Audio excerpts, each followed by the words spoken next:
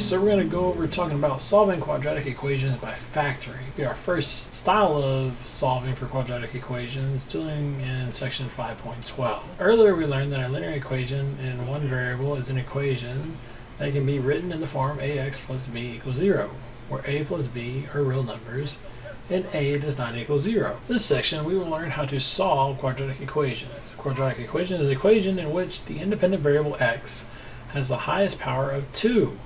These are called second degree equations. A quadratic equation can be written in the form of ax squared plus bx plus c equals 0, where a, b, and c are real numbers and a does not equal 0. The standard form, general form of a quadratic equation is ax squared plus bx plus c equals 0, where a and b are real numbers and a cannot equal 0.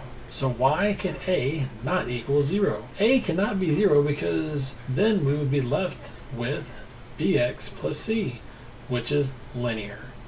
So it takes away the whole quadratic part of it. If we take away the x squared, then we're just left with a linear equation. Quadratic equations can be written in other forms other than the standard form. Some examples of quadratic equations are, we have them listed right there. Okay, so we have the set of the first one right there, x squared plus 13x plus 36. That's pretty much your standard form. But then you also can be write it in 5n times n minus 3 equals 0. Or you could have z plus 4 and one monomial, and then times 7 minus z minus 7. I apologize. So z plus 4 times z minus 7 equals negative 10. So let's go identify which are quadratic equations and write in general form, if not in general form already.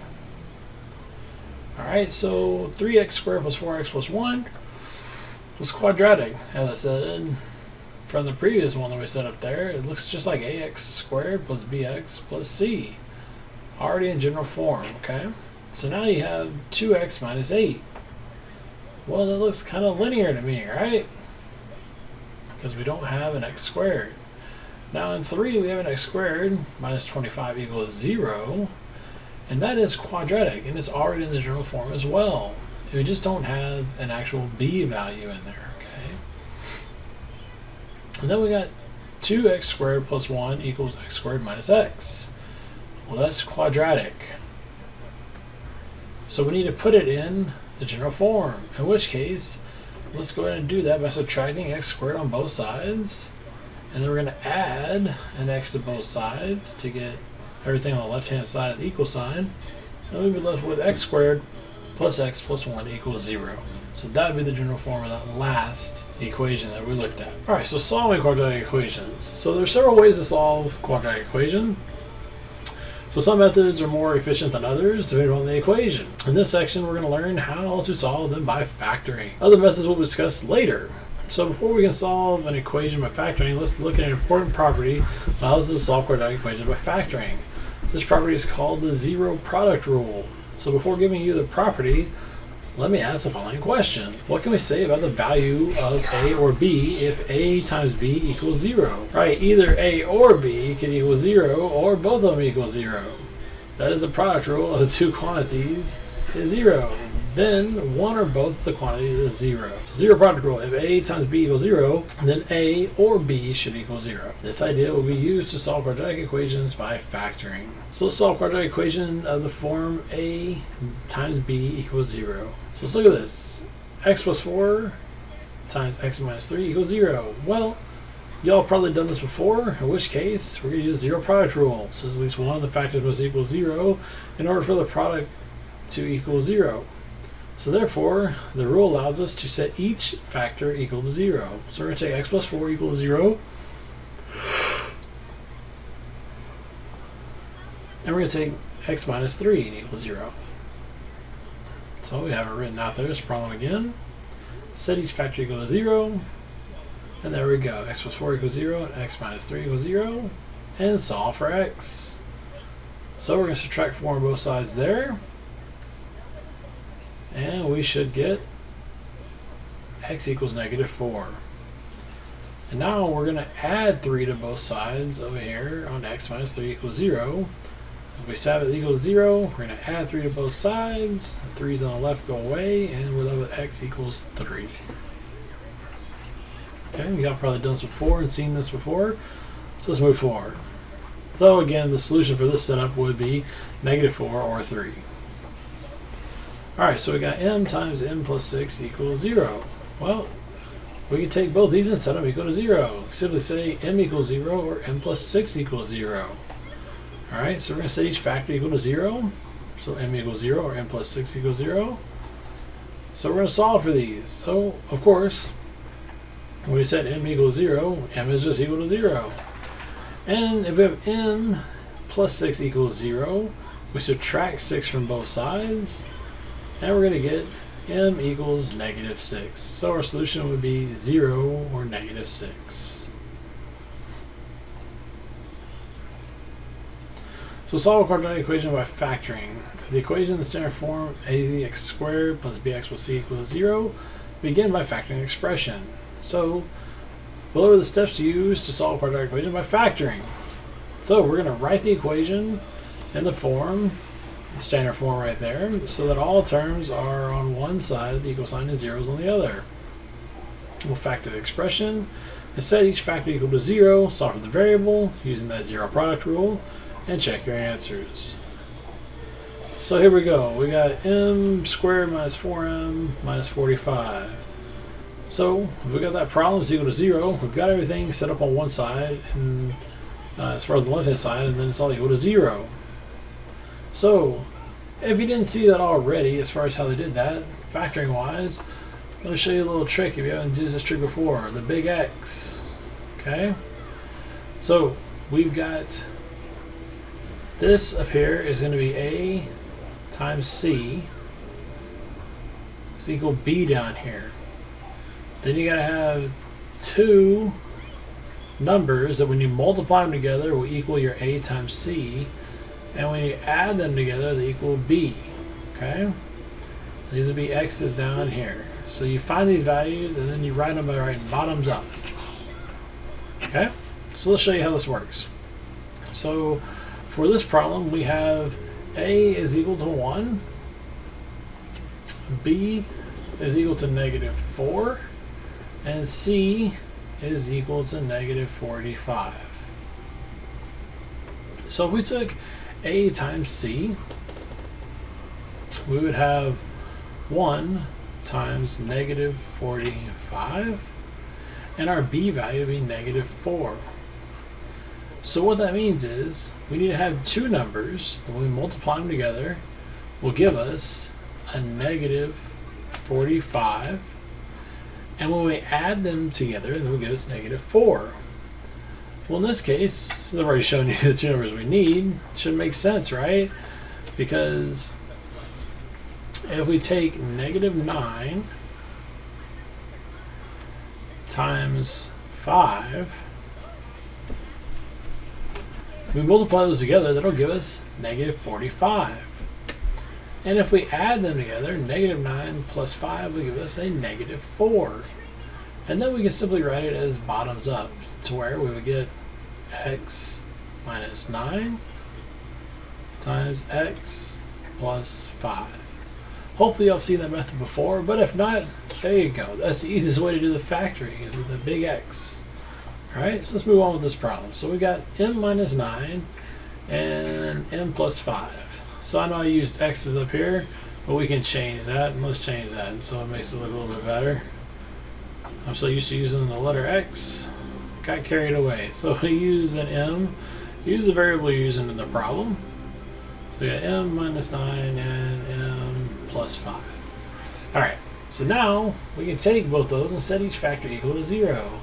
So we're going to take m minus 9 equals 0 and m plus 5 equals 0. Then we're going to solve. So we'd add 9 to both sides over here on the left.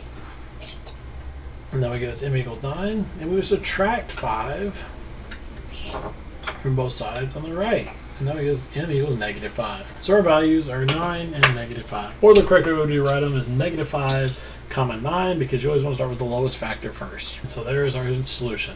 -5 and 9 are our values. So again, we put the steps we did. We wrote the equation in standard form, which is already given to the standard form.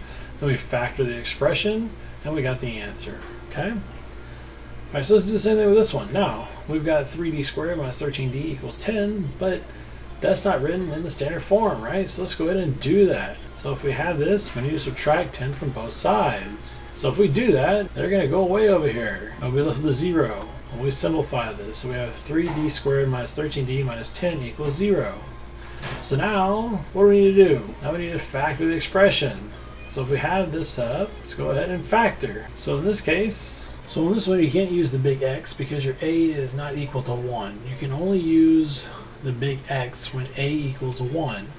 So in this case, you just kind of got to play with the numbers, in which case you got to figure out that you know for sure you're going to have a -10 on the back side here.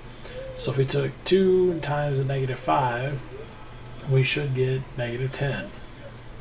Then you got to play it out to get 3d squared. So we got 3d times d, so it's d squared.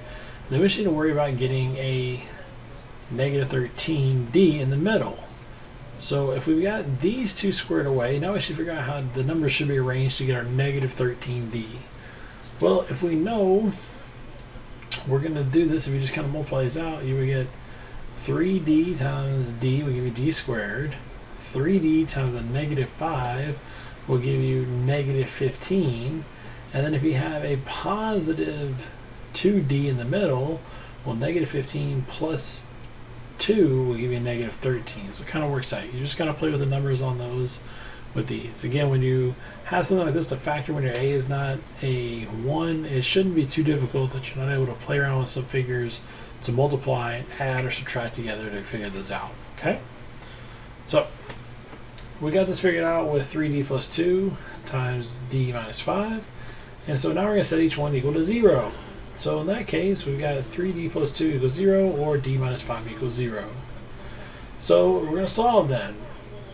So if you do this, again over here on the left, what we did was we took 3d minus, or plus 2, sorry, plus 2.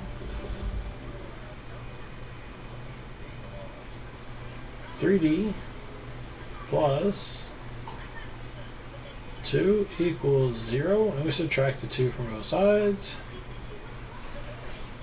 The 2's went away, and we're left with 3d,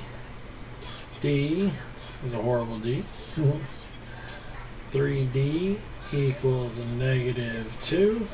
Now we divided by 3 on both sides, in which case we were left with d equals a -2 over 3, which is what we got. Okay? On the right hand side, d minus 5, we're going to add 5 to both sides, so we get d equals 5. Again, when we write the answer, you want to put the smallest variable first, so we put negative 2 over 3 and 5. Alright, so example, we got solved 4p squared equals -40p. So let's go ahead and get a 0 on one side of that, alright? So we need to write in the form that we have, our standard form. So let's add 40p to both sides. When we do, that gets rid of these guys over here on the right, and that gets us down to a 0. Alright, so now if we write that out, we got 4p squared plus 40p equals 0. Now, with this, we can factor this out. Alright, we can easily factor out a p. We can also factor out the number 4. So when we have this, we can factor out a 4p. And if we do that, we would be left with inside here a p plus 10, because we multiply this back through. If we took 4p times p, that would give us 4p squared. And then 4p times a positive 10 would give us 40p. So we know we've done it right. So we got 4p times p plus 10. So now we can set each one of those factors equal to 0. So we take 4p equals 0 and p plus 10 equals 0. And on the left here, p equals 0, we would divide by 4 on both sides, and that would still give us 0. Because when you have this, you got 4p equals 0. If you divide by 4 on both sides, that would still be p equals 0. Alright. And over here, if we have p plus 10 equals 0, you would subtract it from both sides, it would p equals negative 10. So again, our smallest number here is a negative 10, so our answer is negative 10 comma 0. Alright, so in this example we got r squared equals 8 times r plus 6. So with this one, now we need to write in standard form. So we take our problem right there, and we're going to distribute that 8 into the parentheses. So we should get r squared equals 8r plus 48, because 6 times 8 is 48. Then we're going to subtract 8r and 48 from both sides. And that'll give us a 0 on the right hand side. Now we need to factor the expression. So when we do this, what can we do? We can do our big X on this setup, right? Because our A is a 1. So we take A times C, which is negative 48, and our B, which is a negative 8. And we got an R down here on the bottom for both these. You need to find two numbers that multiply together give you negative 48, but add together they give you negative 8. Okay? So let's see, what if we took 12 and 4? 12 times 4 is 48, so we took 4 and a 12. Now it's going to see which one we should make to be negative, right? Well, we ought to have a negative 8. So the bigger number needs to be negative, so therefore, that way, when you take 4 minus 12, that would give you negative 8, and 4 times negative 12 will give you negative 48. So we're going to go bottoms up, and we should get r plus 4 times r minus 12. So when we factor, that's what we got. And they just wrote it in a different order. They wrote r minus 12 first, and then times r plus 4. But those are the values we got. So now we can set those equal to 0. In which case, we should get, when we add 12 to both sides, we get r equals 12. Okay, and then we have r plus 4 equals 0, which is subtract 4 from both sides, so r minus 4 from both sides, so r equals negative 4. And when we write this out, our lowest number should go first, so we did negative 4 comma 12. Let's do another example here, big example. So we got this big problem right here. So let's look at the solution. So we need to write standard form. So again, we're going to have to multiply through, distribute, combine like terms, right? So let's distribute the 2 and the 6x. So we're going to distribute this 2 inside here. So 2 times x squared, and then 2 times negative 3. And then we're going to take 6x times x, and 6x times negative 3. So when we do that, give you 2x squared minus 6 minus x equals 6x squared minus 18x plus 9. So now we're going to gather the like terms on one side of the equation. So we put everything on the left hand side. So we subtract this 6x squared from both sides. Those went away. And then we went ahead and added 18x.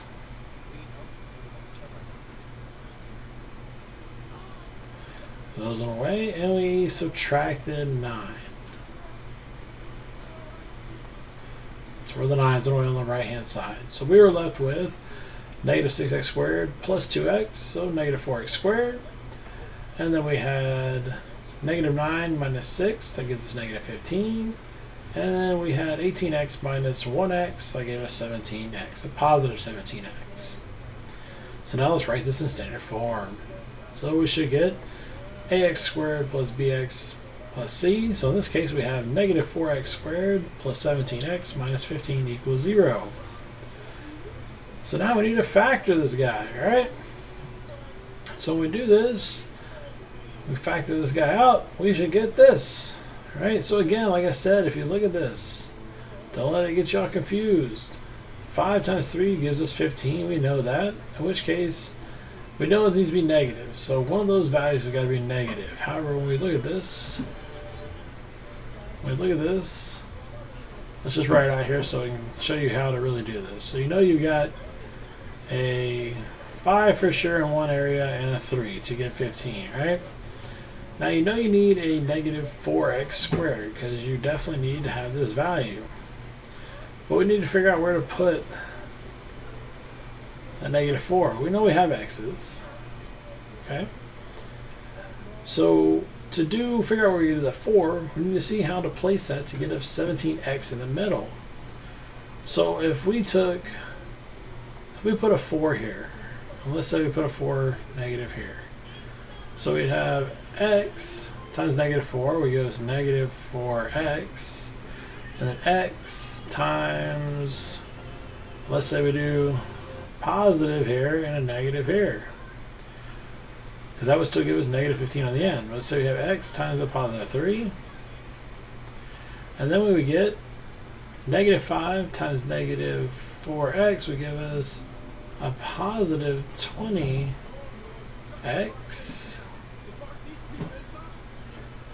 Sorry, I forgot to put 4x squared. I forgot to put a 3x. I apologize, I got going too fast. So negative 4x squared plus 3x plus 20x. So that's just right in the middle. This gave us 23x if we were to simplify that. We need 17x. So we know this setup will not work. Okay? So let's see if we do this. These values didn't work out. And it's because we put a plus here and a minus there. Let's say we put a plus here and a minus here. Well, we still get x times negative 4 is negative 4x squared. X times negative 3 gives us a negative 3x. And then we have 5. We took 5 times negative 4. That gives us a negative 20x. So that gives us negative 23x. If we do that in the middle, add that up. And that's all we need. We need a positive 17. Alright, so with a setup like this, let's just do one thing. Let's go ahead and move this negative 4 here and see if this works out. Negative 4. So if we do that, we know negative 4x times x gives us negative 4x squared. Negative 4 times a negative 3 should give you a positive 12x. And then 5 times x gives you positive 5x. So now we're looking good there now, because now we got 17x in the middle, and then 5 times negative 3 is negative 15. So that one will work out to where we get our answer. So that's what you just got to do with factoring. And I kind of play around with some numbers here, okay? Now, if we've got these values, now we can set them equal to 0. And over here, when you have negative 4x plus 5 equals 0, we're going to subtract 5 from both sides. So these guys will go away, and negative 4x equals negative 5. Divide by negative 4. And we should get x to equal, these negative 4's go away, so we got x over there, and that should just be 5 over 4. In which case that's what they got. And over here we should just get x equals 3. So if we add 3 to both sides, x will equal 3. And if we write these in order from smallest to largest, of course, that is going to be 5/4 and comma 3. Alright, let's do another example here. So we got a minus 5 times a minus 2 equals 18. So if we do this, let's go ahead with this one to write in standard form. One side of the equation must equal 0 in order to use the product rule. So let's go ahead and multiply both factors. So we should get, if we do this, a times a is a squared, a times negative 2 is negative 2a, negative 5 times a is negative 5a, and negative 5 times negative 2 is positive 10 equals 18. So now let's subtract 18 from both sides. Oh, I'm sorry, we simplified there on that one. I apologize, I skipped over this one. So what we did was we took negative 2a minus 5a and got our negative 7a. And then we subtracted 18 from both sides.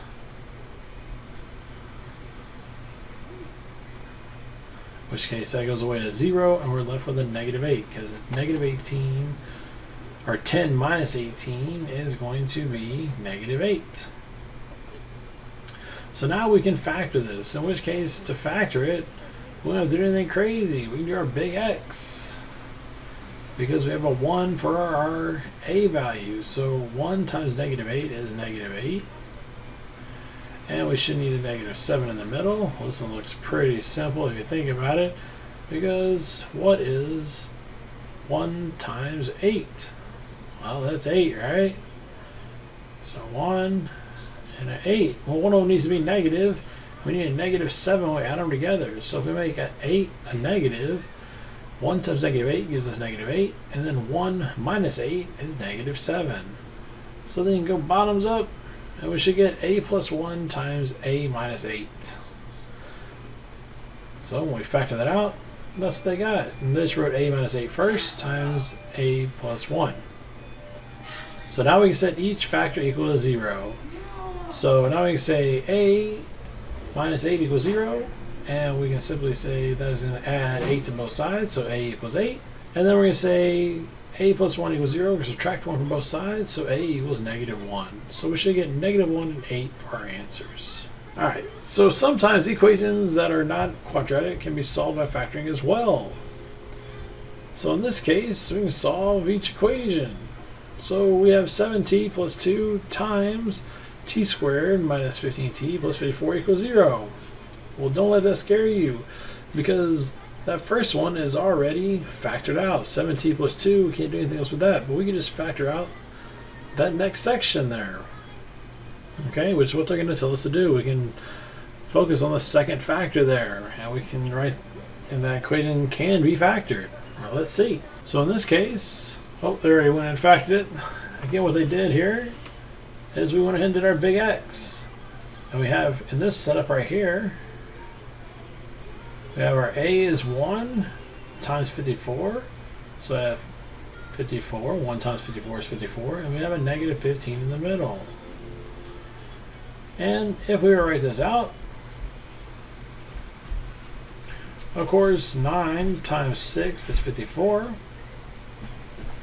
And to add those up to a negative 15, both of them need to be negative. And if you multiply a negative with a negative, you get positive. So that works out just fine. And then bottoms up. Sorry I clicked too fast on that one, but that is how they came up with those two factors. So now if you have all that, now we can set each one of those equal to 0. And if we do that on our first one there, we should get negative 2 over 7, because we subtract 2 from both sides and we divide it by 7.